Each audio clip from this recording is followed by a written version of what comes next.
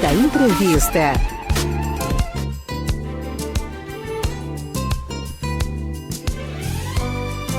Segundo a Associação Brasileira de Psiquiatria, estima-se que existem cerca de 2 milhões de padecentes de transtorno de personalidade borderline no Brasil, o que faz com que esse seja um transtorno muito comum, embora pouco falado e compreendido. As estatísticas mostram ainda que cerca de 10% de padecentes de borderline acabam cometendo suicídio. E é sobre esse assunto que iremos falar agora com a doutora Maria Vaulian, médica psiquiatra, especialista em saúde da família e comunidade. Ela é psiquiatra do CAPS 2 e plantonista de psiquiatria do Hospital Geral de Roraima. A quem eu dou um bom dia todo especial. Bom dia, doutora Maria. Feliz dia do psiquiatra para a senhora e seja muito bem-vinda. Obrigada pelo convite, né? E fico feliz hoje de estar comemorando esse dia do psiquiatra. Junto, né, com os nossos ouvintes. E você foi a primeira a me dar. Aê! Alguém lembrou, né? Alguém lembrou. Obrigada pelo convite. Jamais eu deixaria de parabenizar esses profissionais importantíssimos, gente. Pelo amor de Deus, né, doutora? Seja muito bem-vinda. É uma alegria recebê-la. E especialmente para falarmos sobre um tema muito importante. Para começar, explica para a gente o que é o transtorno de personalidade borderline. Vamos lá. O transtorno de personalidade borderline, eu já faço uma pergunta, né? Você conhece alguém que tem inestabilidade no seu relacionamento? É impulsivo, né? Troca muito de parceiro e tem inestabilidade do humor, ou seja, a hora tá bravo, a hora tá feliz, né? Você pode estar diante de uma pessoa com transtorno de personalidade borderline. O transtorno de personalidade borderline, o Borden, que a gente costuma dizer dentro da psiquiatria, ele também é conhecido como transtorno de personalidade limite, entre o que a gente fala que é nível neurótico e o que é o nível psicótico. Então, ele está entre esse limite entre o que é real e o que não é real. É basicamente isso. Gente de Deus. Ela já deixou as perguntas no ar, né, doutora? Agora, quais são os principais sintomas ou sinais ou características aí desse transtorno? Uma das características, a gente vai voltar lá para a infância. A pessoa que geralmente padece do transtorno de personalidade borderline é uma pessoa que sofreu um abandono, sofreu um abuso, ou vem de uma família muito conflituosa. Então, ela tem um medo intenso de ser abandonada. Um dos comportamentos que a pessoa apresenta é em relação aos seus relacionamentos. Ela vive um relacionamento muito intenso, né? Ela começa a vivenciar a vida daquela pessoa. O fato dela imaginar que ela vai perder aquela pessoa lhe traz um sofrimento. Então, ela começa a ter um comportamento de fazer tudo para manter aquela pessoa ao seu lado. Né? Isso, ela começa a perder a sua autoestima, né? Ela começa a perder a sua identidade como pessoa. Ela começa a ter movimentos realmente muito intensos em relação a isso. Quando ela percebe que a pessoa não responde, ela muda totalmente o comportamento. Ela começa a ser agressiva, ela começa a ser... algumas vezes as agressões são verbais e extraverbais. E quando a gente diz relacionamento, não são só os seus relacionamentos amorosos, mas também com família, no trabalho. É uma pessoa muito difícil de se conviver. Porque como ela tem essa inestabilidade emocional, você fica sempre pisando em ovos. Você nunca sabe quando realmente ela vai estar de bem, o que você vai falar para ela, ela é muito tempestiva. Vou dar um exemplo. Por exemplo, uma simples resposta no WhatsApp. Se ela tem um relacionamento, a pessoa demora muito para responder... Já é um problemão. É um grande problema. Ela acaba ficando chateada, xinga, com palavras muito ofensivas, agride, ou ficar esperando muito tempo. Vamos dizer, você passou um pouquinho, ela vai ter uma resposta muito exacerbada em relação ao que seria normal. Eu me atrasei por isso. Ela não leva isso, ela já olha isso como se realmente ela fosse ser abandonada. Doutora, então, é tudo muito exagerado no sentir e no agir? No sentir e no agir. É tudo porque faz parte da personalidade. A personalidade é algo que a gente vai formando no decorrer desde pequenininho. Ou seja, o jeito que a pessoa se relaciona com o outro. Com o meio que ela vive. Não só com o outro, mas com o meio que ela vive com ela mesma. Tanto que a pessoa que tem transtorno de personalidade borderline, a gente costuma dizer que ela não tem limites. Então, ela vai sempre ela pode ter vários parceiros, né? Ela vai sempre se colocar em situações de risco, né? São situações mesmo bizarras, de atravessar a rua sem olhar para o lado, para dizer assim, vamos dizer. Ela não tem... a autoestima dela é muito baixa. Vamos dizer um exemplo de terminar algumas vezes uma faculdade. Ela não consegue terminar. Ela começa uma coisa, ela não se vê capaz de terminar aquilo. Ela se boicota constantemente. Ela sempre se acha inferior e não se acha merecedora do que ela está conseguindo.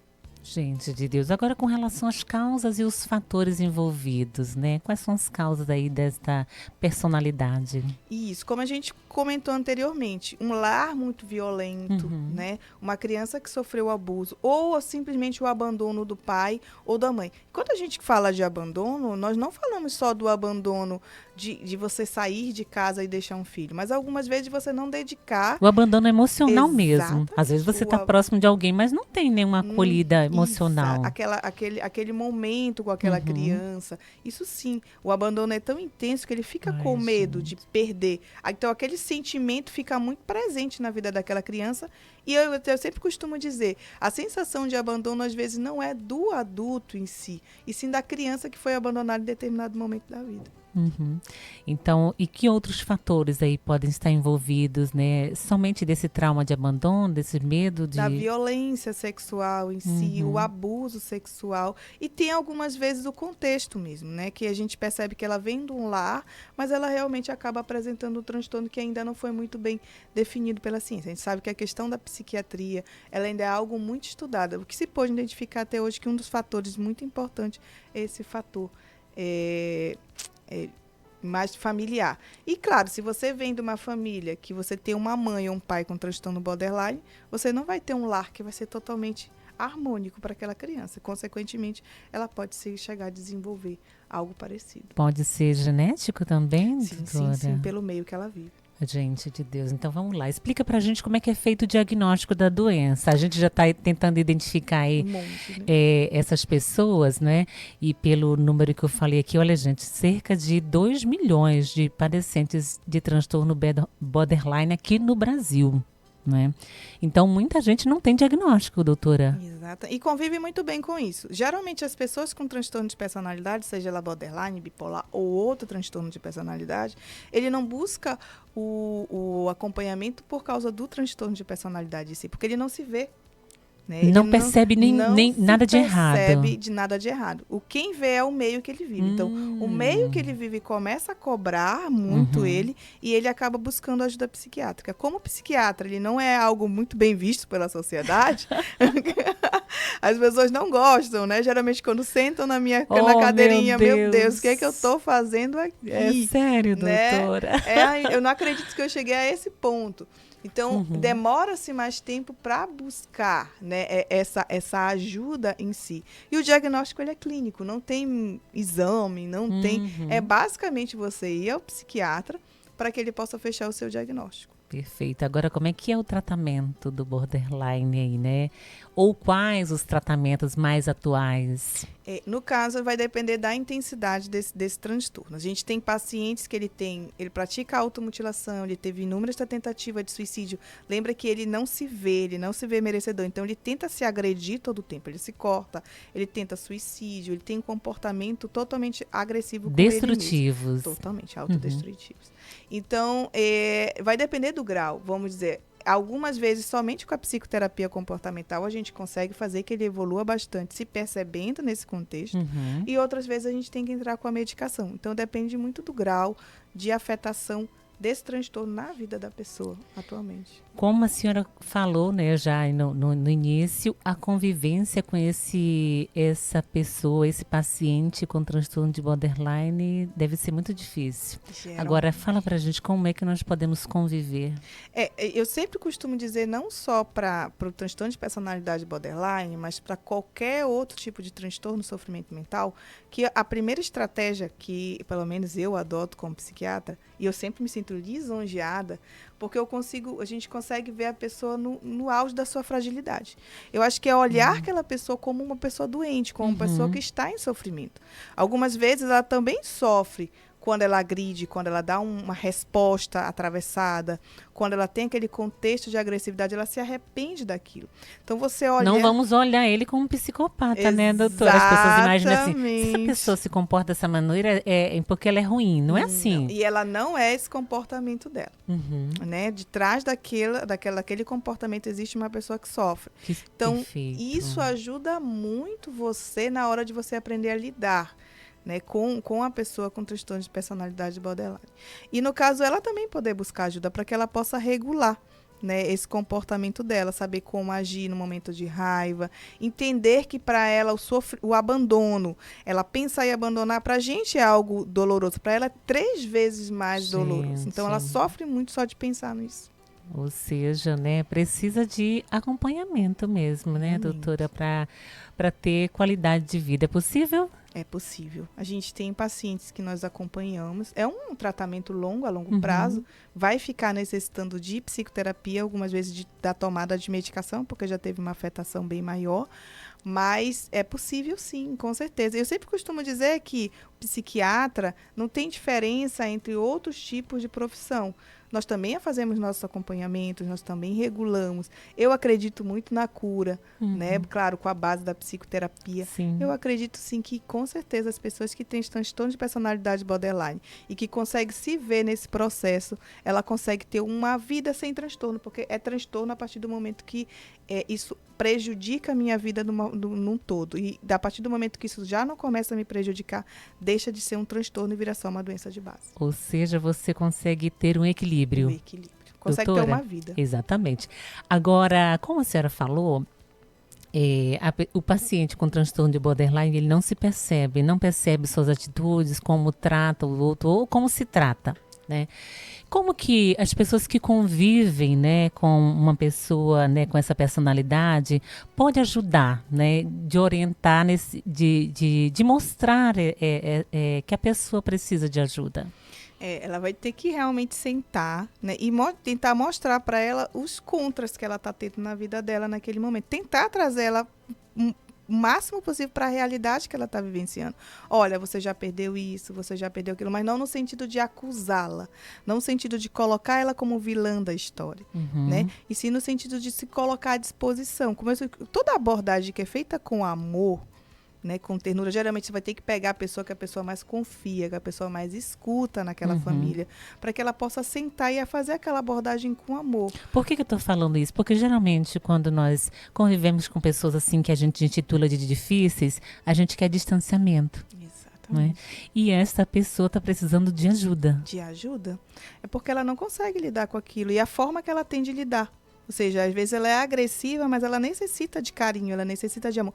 Por debaixo daquela agressividade existe um ser humano que está pensando em suicídio, que se mutila, que sofre, que não tem uma vida social, que não consegue entender o porquê que ela tem um buraco. Eles relatam que tem um buraco, um vazio muito intenso dentro dele.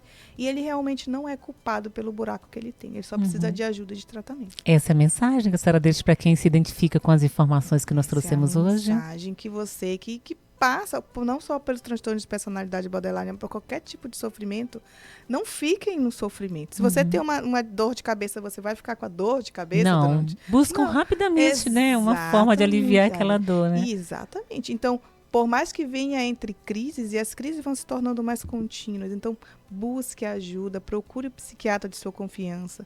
Não tenha vergonha, não se limite, porque as pessoas que hoje fazem o seu tratamento conseguem ter qualidade de vida.